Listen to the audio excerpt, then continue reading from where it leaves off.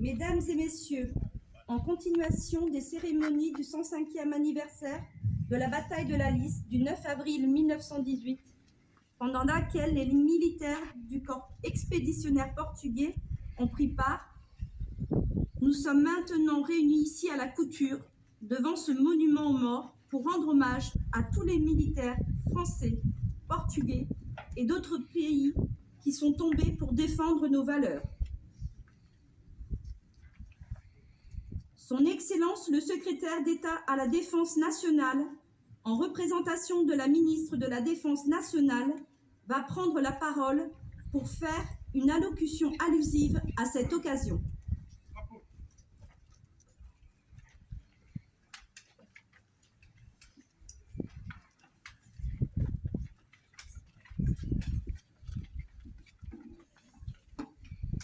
Monsieur le sous-préfet de Béthune, au nom de Monsieur le préfet du Pas-de-Calais, Monsieur l'ambassadeur du Portugal en France, Monsieur le maire de la Couture, au nom du président du conseil départemental du Pas-de-Calais, Madame la députée du Pas-de-Calais, Madame et Monsieur députés du Parlement portugais, Madame la sénatrice du Pas-de-Calais, Madame la conseillère régionale déléguée au devoir mémoire en représentation du président de la région Hauts-de-France, Monsieur le président de la communauté de l'agglomération de Béthune, Monsieur le général commandant de l'Institut universitaire militaire en représentation du général chef d'état-major général des armées du Portugal, Monsieur le général président de la Ligue des combattantes,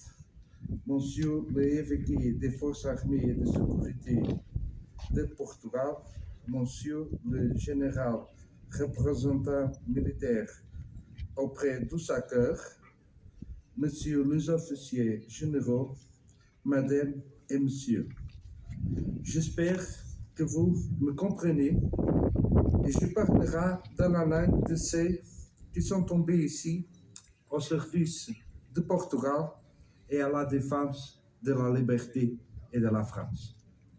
É com enorme honra e profunda emoção que estou presente nestas comemorações.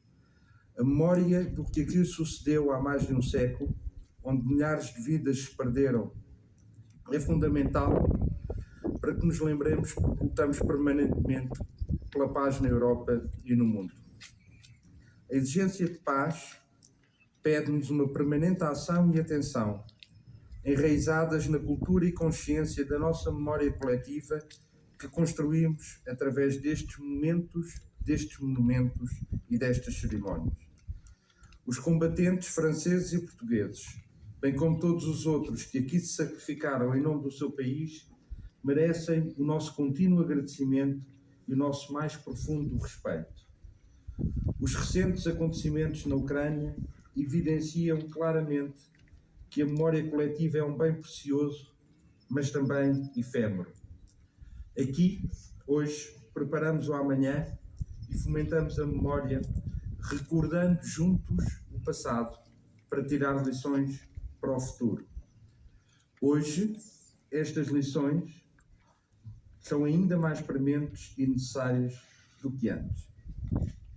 Deixo também uma palavra à Liga dos Combatentes, pelo seu permanente empenho e dedicação na preservação da memória e dos diversos monumentos, bem como no apoio e reconhecimento dos combatentes. Preservemos a memória coletiva que tanto valorizamos e que hoje celebramos, usando-a como um estímulo para lutarmos sempre pela paz. Muito obrigado. Merci.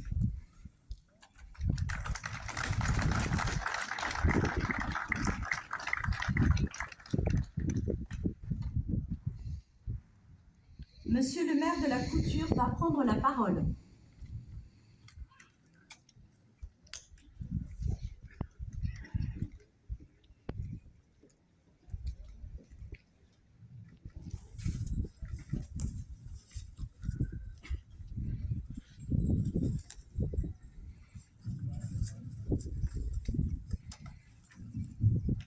Son Excellence le secrétaire d'État de la Défense nationale, M. Marco Capito Ferreira, en représentation de la ministre de la Défense nationale, Mme Elena Carreira, M. José Augusto Duarte, ambassadeur du Portugal en France, M. le général de corps d'armée Antonio Martin Pérez, commandant de l'Institut universitaire militaire, en représentation du chef d'état-major général des armées du Portugal, le général José Nunes da Fonseca, Monsieur le général de corps d'armée Joaquim Chito Rodriguez, président de la Ligue des combattants, Monsieur Eddy Boutera, sous-préfet de Béthune, au nom de Monsieur le préfet du Pas-de-Calais. Excusez-moi.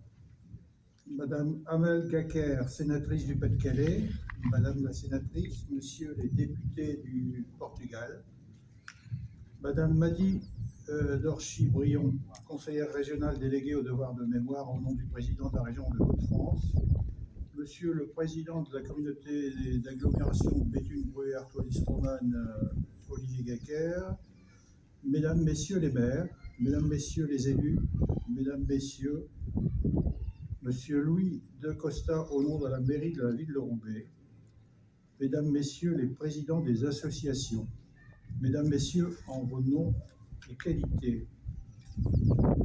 Fin janvier 1917, les premières troupes du corps expéditionnaire portugais avaient embarqué à Lisbonne. Leur destination, le port de Brest, puis le secteur de défense de la première armée britannique dans la région d'Aire-sur-la-Lys. Durant 10 mois, jusqu'en octobre 1918, plus de 55 000 hommes ont ainsi rejoint les tranchées. Le secteur affecté au port expéditionnaire portugais se situe au sud des Flandres, dans la vallée de la Lys, entre Armentières et la Bassée, Berville et Béthune. Il s'agissait d'un front assez long lorsqu'il oscillait entre 4 et 11 km suivant l'évolution des combats. Les soldats portugais avaient énormément souffert pendant l'hiver 1917-1918, en raison notamment de périodes extrêmement longues sur le front. La bataille décisive pour le Portugal au cours de cette guerre se produisit le 9 avril 1918 lors de l'offensive allemande sur la Lys. En effet, ce jour-là, à 4 heures du matin, l'artillerie allemande déclencha l'opération Georgette entre Armentières et Givenchy-lès-Labassée en utilisant en force les gaz asphyxiants. À 8h45, les troupes allemandes fondent sur les Britanniques et les Portugais, coincés au centre du dispositif. Les soldats portugais, en pleine relève, dont c'est le premier engagement massif sur le front, compteront à la fin de ce sinistre mardi plus de 7000 tués, blessés ou disparus. Ils ont bien défendu l'Aventy-Richebourg. Le lendemain, ils résisteront avec courage ici sur cette terre de la culture. Cet héroïsme est palpable dans les allées du cimetière militaire de Richebourg et au pied de ce monument national portugais inauguré le samedi 10 novembre 1920. Un soldat portugais encouragé par une république armée de la vieille épée des conquérants se débat contre un tragique squelette armé d'une faux. Tous ces soldats ont donné par leur courage une leçon à l'Europe d'aujourd'hui. Leur acharnement à survivre a eu raison de la guerre industrielle qui les considérait comme du matériel parmi d'autres, et ils ont su défendre l'idéal du droit fondamental des peuples à la liberté, cher à nos démocraties. Alors que la guerre et son terrible cortège menacent à nouveau l'Europe tout entière, souvenons-nous de leurs sacrifices. Dans son roman intitulé « La peste », allégorie du second conflit mondial, Albert Camus nous prévenait déjà que, je cite, « Peut-être le jour viendrait où pour le malheur et enseignement des hommes, la peste réveillerait ses rats et les enverrait mourir dans une cité heureuse. » La paix, en effet, sur notre continent, comme ailleurs, n'est pas un fait acquis et inébranlable. C'est un combat de tous les instants. C'est un labeur et un but quotidien. C'est le rocher de Sisyphe qu'il nous faut hisser chaque jour en haut de la montagne. Et chaque lendemain, nous devons à nouveau nous mettre à l'ouvrage. C'est notre condition d'homme éclairé par les lumières du XVIIIe siècle que de poursuivre cette tâche commencée par ceux de 1914. N'oublions jamais que c'est le respect du principe de la démocratie parlementaire qui demeure le seul rempart à toutes les folies nationalistes, toutes les dérives racistes. Le 17 janvier 1995, devant le Parlement européen, dans un discours resté célèbre, François Mitterrand déclarait, je cite, « Le nationalisme, c'est la guerre. La guerre, ce n'est pas seulement le passé. Cela peut être notre avenir. Et c'est nous, c'est vous, mesdames et messieurs les députés, qui êtes désormais les gardiens de notre paix, de notre sécurité et de cet avenir. Voilà pourquoi je veux dire aujourd'hui, et particulièrement ici devant ce monument, à tous les citoyens portugais qu'ils peuvent compter sur l'indéfectible continuité de notre soutien et de notre amitié au sein d'une Europe unie et fraternelle. Nous n'oublierons jamais ce que furent votre engagement et vos souffrances sur ces terres du bas pays d'Artois. Merci.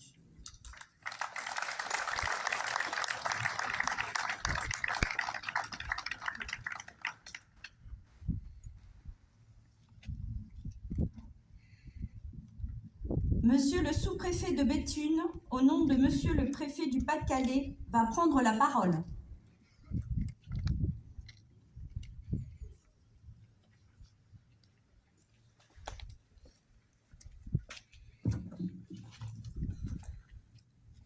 Monsieur le secrétaire d'État à la Défense nationale du Portugal, Monsieur l'ambassadeur du Portugal en France, Monsieur le député du Pas-de-Calais, Mesdames les sénatrices du Pas-de-Calais, Madame la conseillère régionale, Mesdames et Messieurs les conseillers départementaux, Monsieur le président de la communauté d'agglomération, Mesdames et Messieurs les maires, Mesdames et Messieurs les élus portugais, Messieurs les officiers généraux, les supérieurs des armées portugaises et françaises, mesdames et messieurs les représentants des associations, mesdames et messieurs en vos grades, qualités et fonctions, mesdames et messieurs, excusez mon accent portugais, bem-vindo aos nossos amigos portugueses, bienvenue à nos amis portugais. Après un combat qui a duré toute la journée, l'ennemi a réussi à repousser au centre les troupes portugaises et à une aile les troupes britanniques jusqu'à la Lys, entre Éter et Bac-Saint-Maur. Nous maintenons nos positions aux deux ailes, aux environs de Givenchy et de Florbay. En ces deux ponts, il y eut un vif combat et l'ennemi fut repoussé. Richebourg, Saint-Va, Laventie ont été pris par l'ennemi. La lutte continue, elle est violente sur tout le front. C'est ainsi que se conclut le télégramme de l'armée française résumant la terrible journée du 9 avril 1918, marquant le début de la bataille de la Lys. Ces propos, pourtant vieux de 105 ans, sont d'une vibrante, tragique et criante actualité, alors que depuis plus d'un an, une guerre ouverte, violente, bouleverse des équilibres aux portes de notre continent européen. Le jour même où, las et épuisés de leur présence en première ligne dans un conflit qui dure depuis plus de 3 ans, les troupes portugaises devaient être relevées, les batteries allemandes déversent un déluge de feu et d'acier avant l'assaut. Le cataclysme déclenché par l'ennemi force la retraite en dépit d'une résistance héroïque illustrée par la défense acharnée des Alliés dans les ruines de l'église de la Couture. Sur un sol déjà profondément meurtri, et en moins d'un mois, près de 7300 Portugais seront tués, blessés ou emprisonnés. Le cimetière militaire de Richebourg et ses 1831 tombes rendent hommage à la mémoire de ces soldats et permettent de ne pas oublier cet engagement du Portugal aux côtés des Alliés. Cette fidélité, cette solidarité au service de nos valeurs européennes communes trouvent leur ultime expression dans le sacrifice de ces soldats. N'est-ce pas justement ce que reflète le monument au héros portugais de la Couture avec son soldat terrassant la mort, soutenu par l'allégorie de la patrie brandissant l'épée de la victoire? N'est-ce pas le symbole de la victoire sur la barbarie, sur la haine et la guerre qui minaient le continent?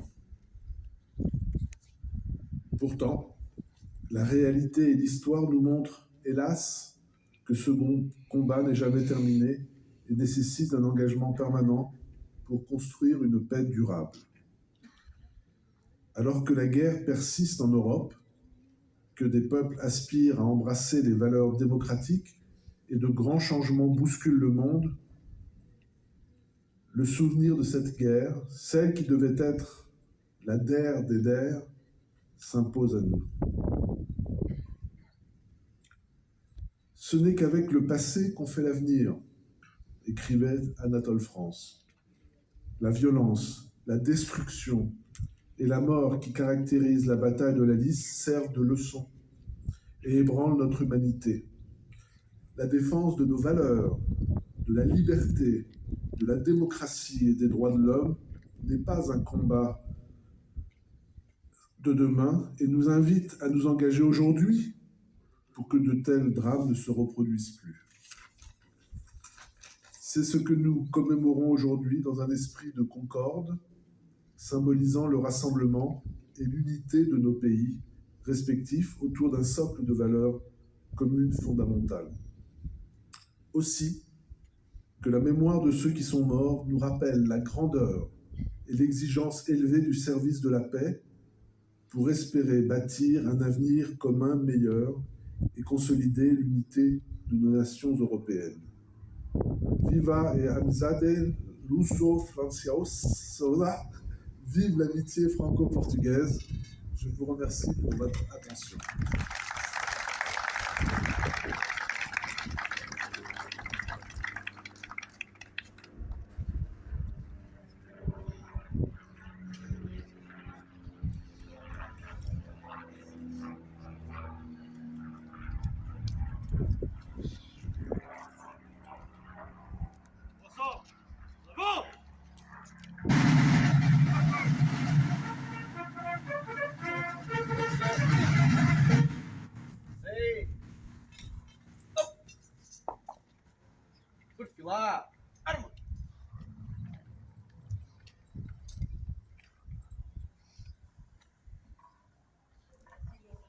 Nous allons continuer les cérémonies avec des gerbes de fleurs qui seront déposées au pied du monument aux morts de la Couture. Tout d'abord, l'association CCPF Ligue des combattants.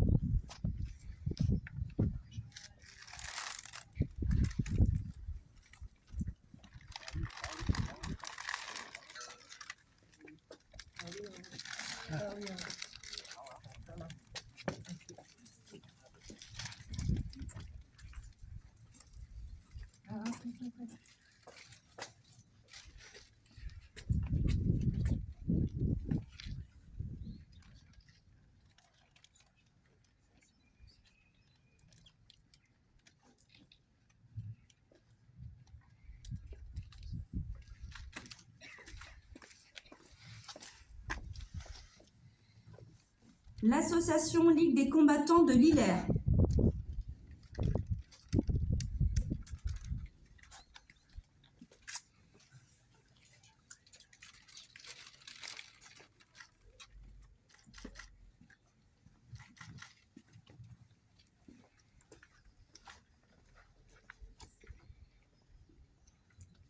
Le général président de la Ligue des combattants.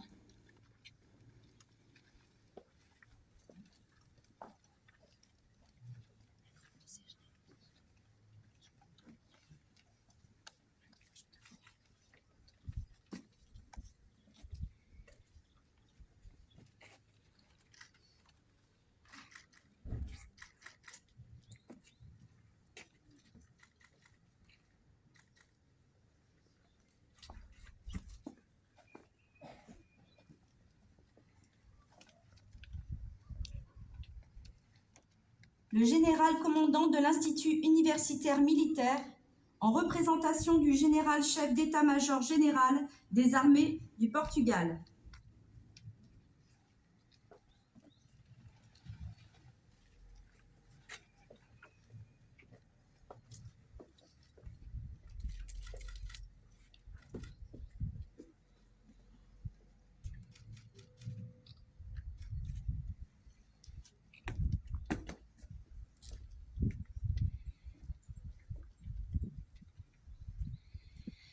L'adjointe au maire de la ville de Roubaix.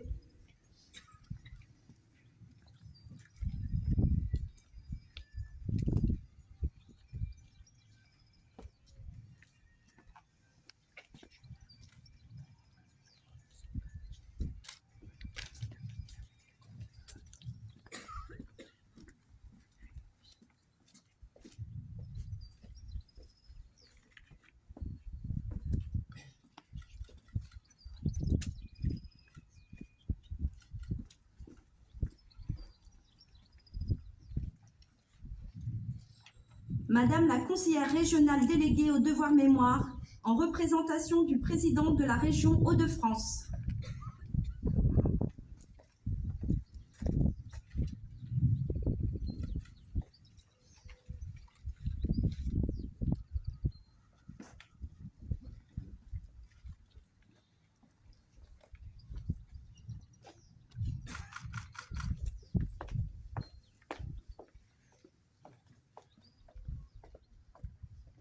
Madame la sénatrice du Pas-de-Calais.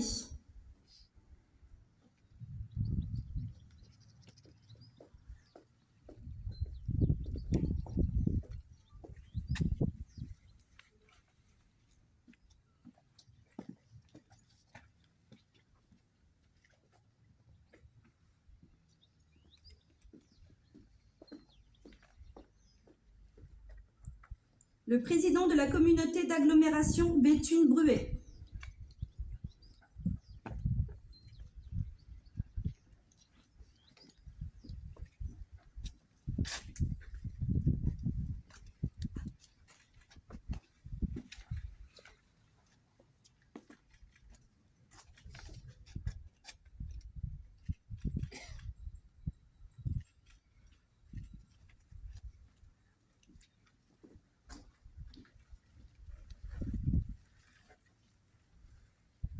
Monsieur le maire de la Couture et en tant que conseiller départemental, au nom du président du conseil départemental du Pas-de-Calais.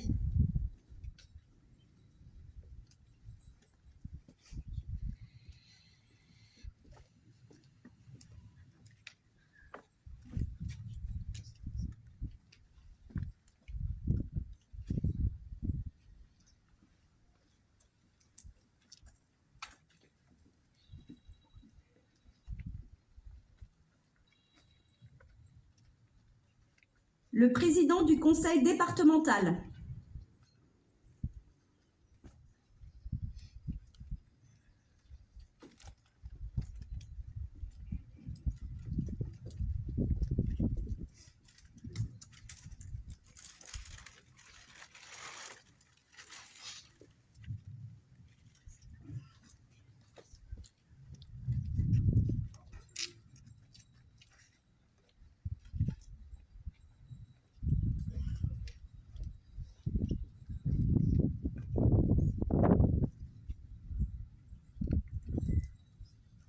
Son Excellence, l'ambassadeur du Portugal en France.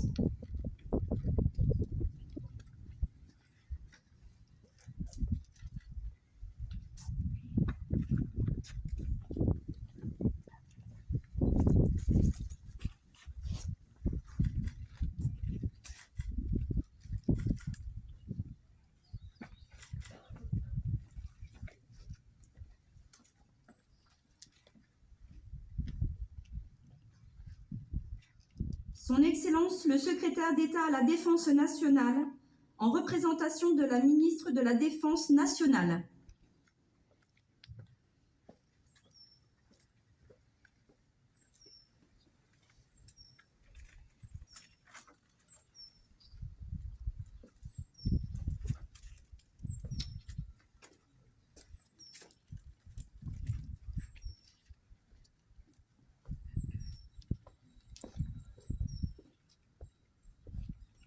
Monsieur le sous-préfet de Béthune, au nom de Monsieur le préfet du Pas-de-Calais.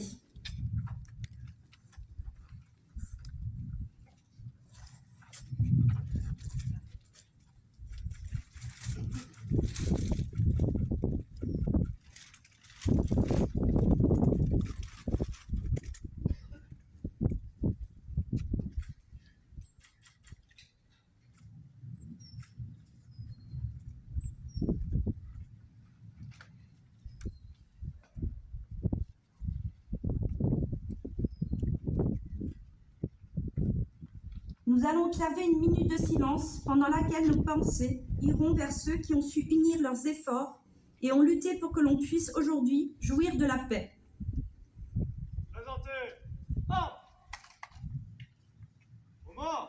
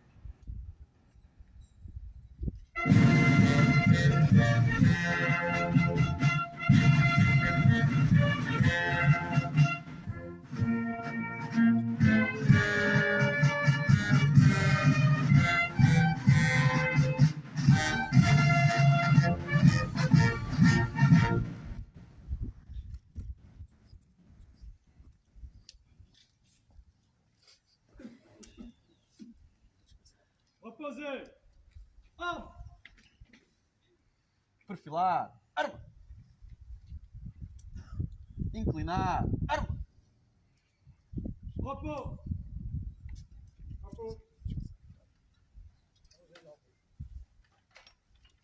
Descanse. Ara. À vontade.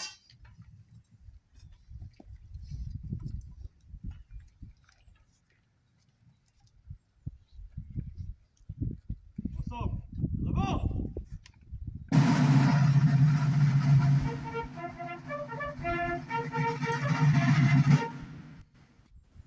Présentez.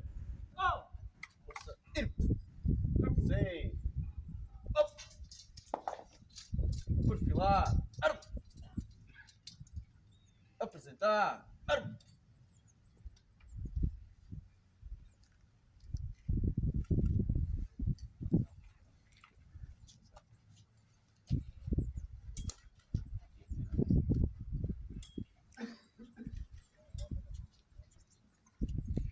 Mesdames et messieurs, la cérémonie du 105e anniversaire de la bataille de la Lys se termineront par la célébration d'une messe à la mémoire des combattants portugais et pour l'âme de Madame Félicia Payeux, qui aura lieu en l'église Saint-Georges de Richebourg à 15h30.